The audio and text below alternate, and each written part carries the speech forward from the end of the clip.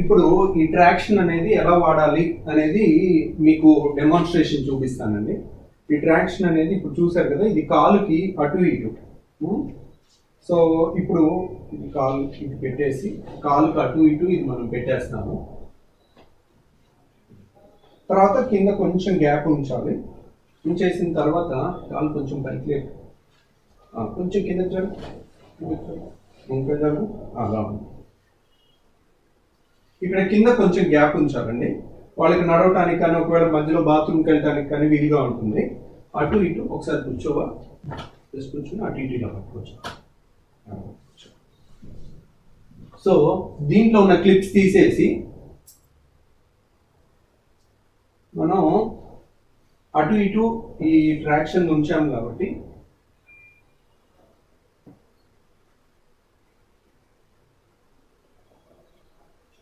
దీన్ని టైట్గా కట్టేసుకుంటే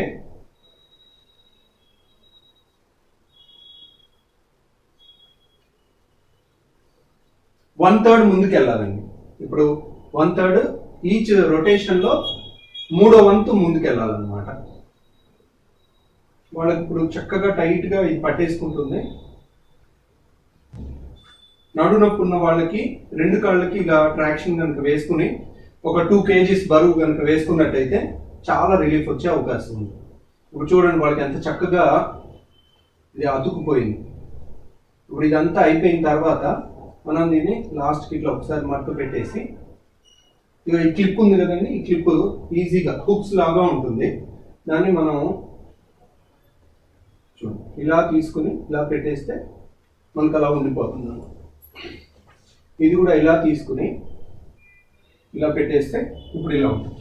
ఇప్పుడు దీనికి మనం బరువు ఒక 2 kgలు ఇసుక మూట, 2 kgలో 1 kgో 3 kgలో వాళ్ళ నొప్పి సివియారిటీని బట్టి అది ఇలా కట్టేసి ఇలా వేలాడదీసి నొప్పండి.